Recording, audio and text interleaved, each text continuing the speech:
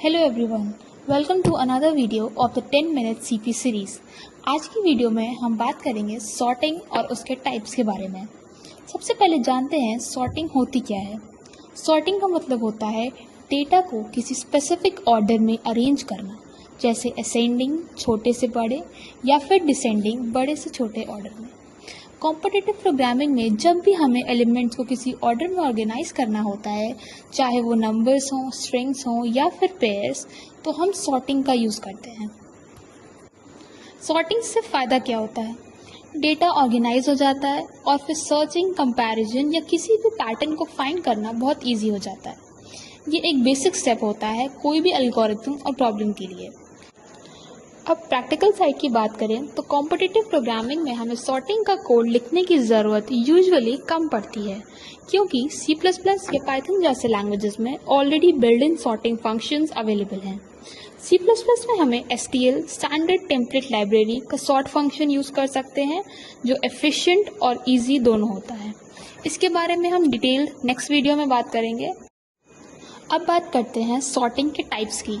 Sorting के कुछ common algorithms होते हैं और हर एल्गोरिदम का अपना लॉजिक, स्पीड और यूज केस होता है, और आगे के वीडियोस में हम इन्हें डिटेल में समझेंगे।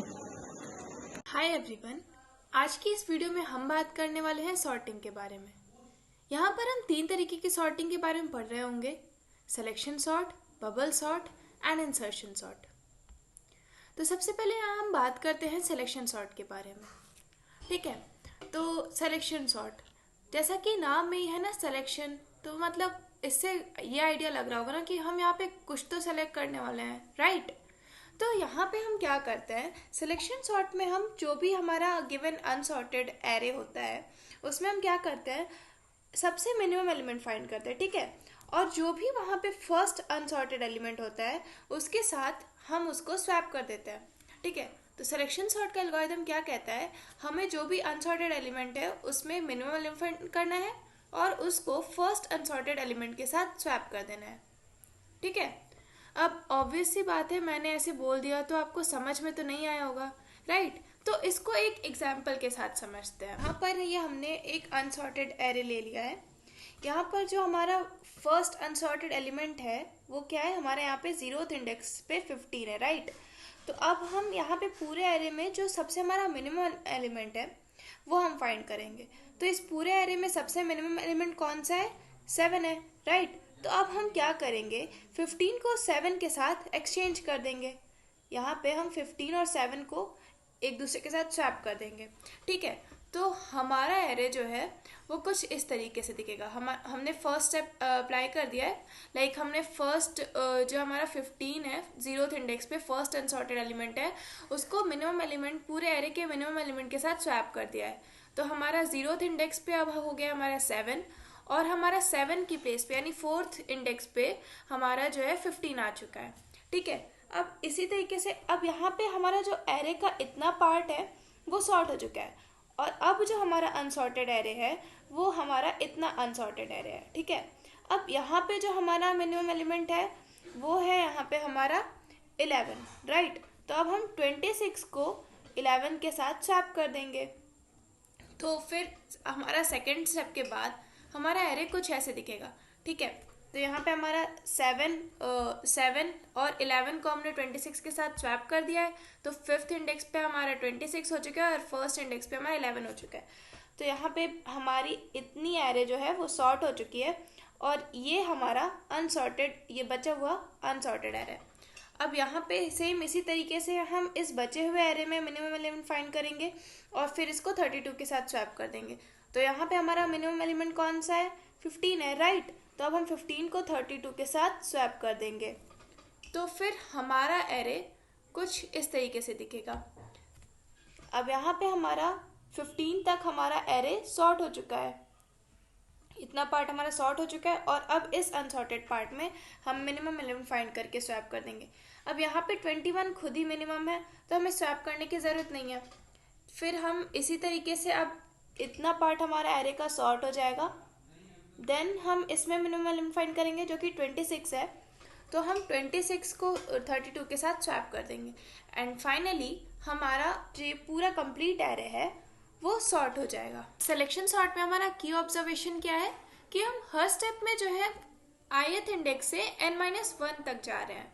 ठीक है, हम जो भी हमारा i इंडेक्स है हम वहां से लेकर n-1 तक जा रहे हैं और उसके बाद हम क्या कर रहे हैं, जो भी उसका मिनिमम एलिमेंट है उस एरे में हम उसका इंडेक्स फाइंड कर रहे हैं। ठीक है, इंडेक्स फाइंड कर रहे हैं और उसके बाद जो भी हमारा i है उसके साथ उस मिनिमम इंडेक्स वाले एलिमेंट को स्वैप कर दे रहे हैं। ठीक है, और फिर क्या हो रहा है, हमारा हर एक आइट्रेशन के बाद जो हमारा 0 से लेकर ith पार्ट तक है वो एरे का वो सॉर्ट हो जा रहा है। ठीक है, और जो रिमेनिंग पार्ट है वो अभी भी अनसॉर्टेड है जिसको हम नेक्स्ट स्टेप में स्वैप कर रहे होंगे। ठीक है, तो ये है हमारी सिलेक्शन सॉर्ट का की ऑब्जर्वेशन। अब इसको आई होप आप लोगों ने समझ लिया होगा, लेकिन अब चलते हैं VS कोड की तरफ और देखते हैं कि हम इसको कोड के थ्रू इम्प्लीमेंट कैसे करने वाले हैं। तो यहाँ पर हम सबसे पहले सिलेक्शन सॉर्ट का बना लेते हैं फंक्शन। ठीक है, सिलेक्शन सॉर्ट पैरामीटर में हम अपनी एरे पास कर देंगे और एरे की साइज भी यहाँ पे n ले लेते हैं। अब क्योंकि हमें हर स्टेप में मतलब i से लेकर n-1 तक चलना है तो उसके लिए यहाँ पर लूप ले लेते हैं। For int i is equals to int i is equals to 0, i less than n-1, i plus plus एक मिनी वेरिएबल ले रहे हैं हम यहाँ पर i की वैल्यू के लिए, मतलब जो भी हम फर्स्ट इंडेक्स हमारा अनसॉर्टेड एरे का जो फर्स्ट इंडेक्स होगा उसको एज्यूम करने के लिए। और अब हम यहाँ पे मिनिमम चेक करने के लिए ये लूप ले रहे हैं।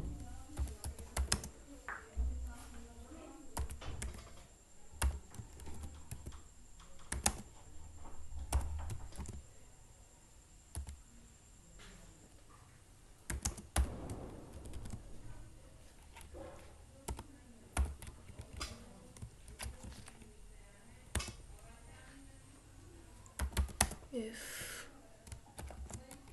array of mini is greater than array of j, then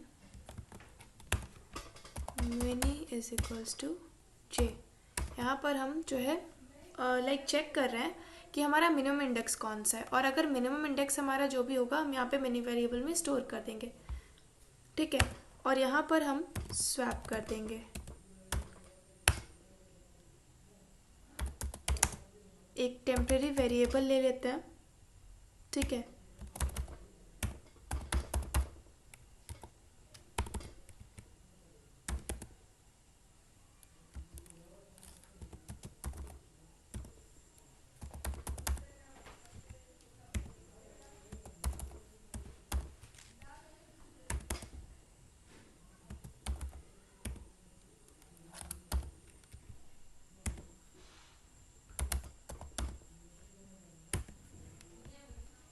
तो यहाँ पर हमारा सिलेक्शन सॉर्ट का जो भी फंक्शन है हमने लिख लिया है।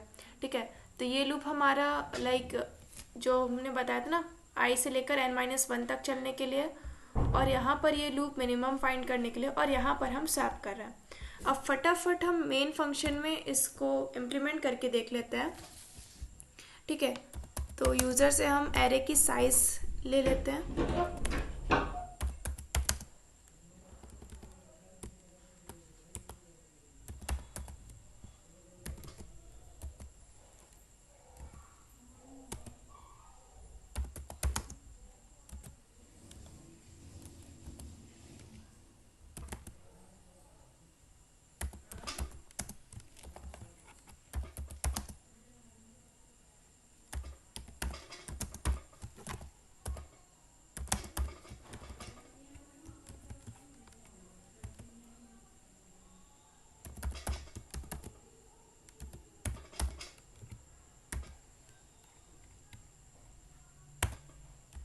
और यहाँ पर हम अपना सिलेक्शन सॉर्ट फंक्शन कॉल कर ले रहे हैं।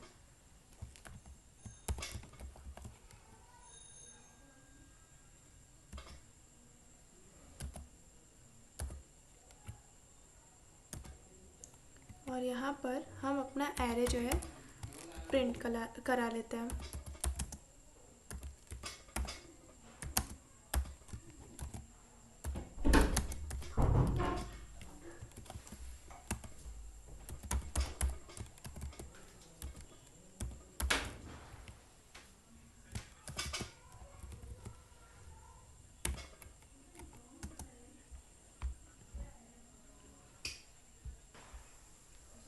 अब इनपुट में हम एरे की साइज ले लेते हैं 6 और जो हमारी वैल्यूज़ है वो फटाफट इनपुट कर लेते हैं। 26, 32, 21, 7 एंड 11। ठीक है।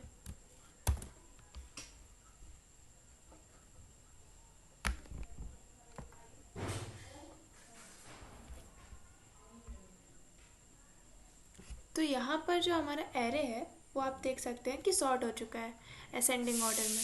तो इस तरीके से हमारा सिलेक्शन सॉर्ट का एल्गोरिदम काम करता है। यहाँ पर सिलेक्शन सॉर्ट का जो हमारा टाइम कॉम्प्लेक्सिटी है वो यहाँ पर 2 लूप है, तो यहाँ पर जो टाइम कॉम्प्लेक्सिटी होगी हमारी वो होगी हमारी O ऑफ n स्क्वायर। ठीक है, ये बेस्ट, वर्स्ट एंड एवरेज तीनों केसेस में हमारी जो टाइम कॉम्प्लेक्सिटी होगी सिलेक्शन सॉर्ट की वो होगी O ऑफ n स्क्वायर।